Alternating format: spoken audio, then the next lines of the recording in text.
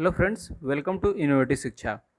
तो आज हम स्टार्ट कर रहे हैं क्लास 9th साइंस, जिसके अंदर हम फर्स्ट चैप्टर स्टार्ट कर रहे हैं जो कि है आपका मैटर इन आवर सराउंडिंग्स।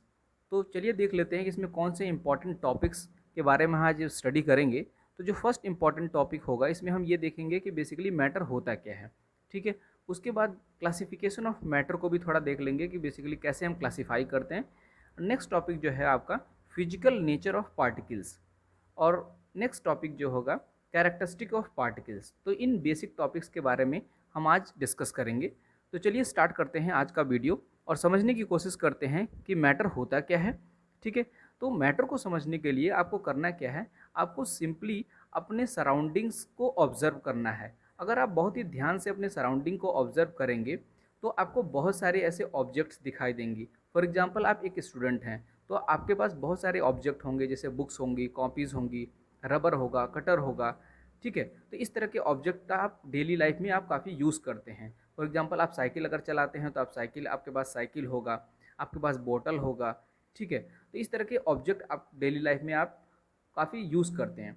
और इसी तरह के ऑब्जेक्ट को अगर आप अपने और सराउंडिंग्स में देखें और अपने बाहर जा कर के देखें तो आपको ट्रीज़ दिखाई देंगी।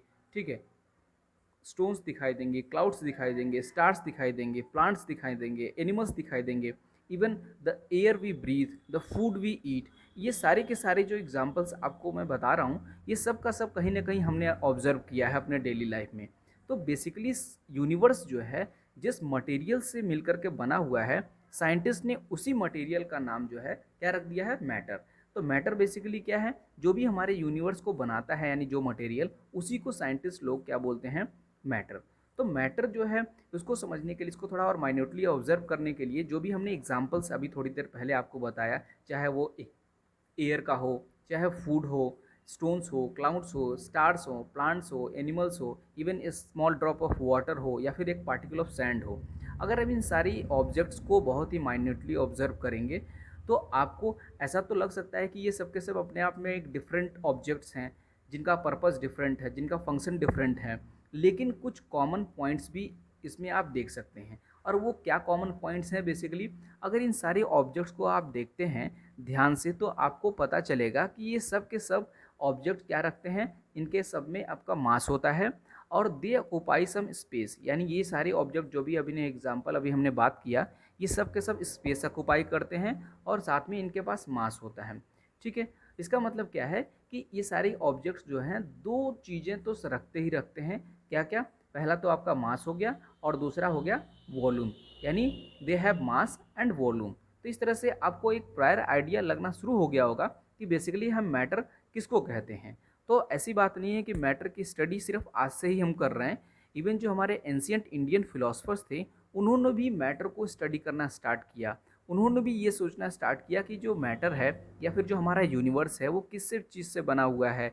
ठीक है, तो इस तरह से हमारे जो एंशियंट इंडियन फिलोसफर्स थे, उन्होंने ये बताया कि जो भी हमारा यूनिवर्स है वो 5 बेसिक एलिमेंट से मिलकर के बना हुआ है, जिसका उन्होंने नाम रख दिया पंच तत्व।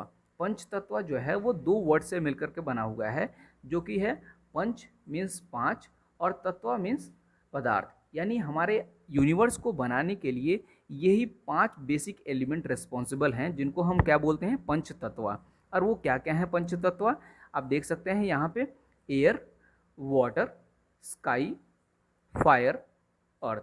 तो ये आपके बेसिक एलिमेंट्स हैं जो कि रिस्पॉन्सिबल हैं किसके अकॉर्डिंग, हमारे इंडियन फिलोसफर्स के अकॉर्डिंग। यानी हमारी जो इंडियन फिलोसफी थी उसके अकॉर्डिंग यही 5 एलिमेंट हैं रिस्पॉन्सिबल, जो कि नेचर के अंदर जो भी सारी चीज़ें विद्यमान हैं वो सबको बनाने के लिए रिस्पॉन्सिबल हैं।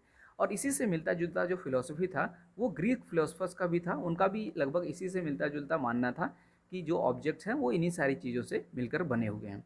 लेकिन हम आज की स्टडी जो कर रहे हैं वो हम एंशियंट फिलोसफी के बारे में डिस्कस नहीं कर रहे हैं। आज का हमारा जो कंसंट्रेशन होने वाला है वो मॉडर्न डे साइंस क्या बोलता है मैटर के बारे में, आज का हमारा फोकस उसके ऊपर रहेगा। तो आज का जो मॉडर्न डे साइंटिस्ट हैं, उन्होंने जो क्लासिफिकेशन स्टार्ट किया है, उन्होंने मैटर को 2 बेसिक क्लासिफिकेशन के आधार पे इन्होंने क्लासिफाई किया है, जो कि है किसके आधार पे, फिजिकल प्रॉपर्टीज़ और केमिकल नेचर। यानी फिजिकल प्रॉपर्टी और केमिकल नेचर के आधार पे इन्होंने एक तरह से चीज़ों को क्लासीफाई करना स्टार्ट किया है। तो अगर आप ध्यान से देखना चाहें, ये जो मैटर है वो है क्या? तो मैटर जो है बेसिकली कोई भी ऑब्जेक्ट जिसके पास अपना मास होता है और वो उसके पास स्पेस ऑक्यूपाई करता है, ठीक है, उसी को हम मैटर बोलते हैं। तो यहाँ पे बहुत ही सिंपल डेफिनेशन भी आपको दिया गया है, आप यहाँ से रीड कर सकते हैं, जो कि है आपका anything that occupies space and has mass and offers resistance to any applied force, उसी को हम क्या बोलते हैं? मैटर बोलते हैं। ठीक है, तो अब तो ये हमने समझ लिया कि बेसिकली मैटर क्या होता है। अब आपकी बारी आती है कि बेसिकली मैटर बनता किससे है, इन सब चीज़ों के बारे में भी हम स्टडी करते हैं। तो जब साइंस ने इसके बारे में प्रोग्रेस किया, जानने की कोशिश किया, तो अल्टीमेटली हमको ये पता चला कि जो मैटर है वो बेसिकली पार्टिकल से बने होते हैं। किससे बने होते हैं? पार्टिकल से बने होते हैं। तो ये आपका फिजिकल नेचर ऑफ पार्टिकल्स के अंदर हम यही डिस्कस करने वाले हैं कि जो जो मैटर होता है वो किससे बना होता है? पार्टिकल से बने होते हैं। और ये जो पार्टिकल्स हैं उनका साइज कैसा होता है? वेरी वेरी स्मॉल, यानी जो पार्टिकल्स के साइज होते हैं वो बहुत ही छोटे होते हैं। ठीक है, तो आज हमने बेसिकली किन चीज़ों के बारे में स्टडी किया?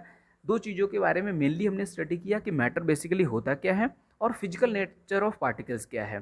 ठीक है, बाकी की स्टडी हम नेक्स्ट वीडियो में करेंगे। Thank you very much.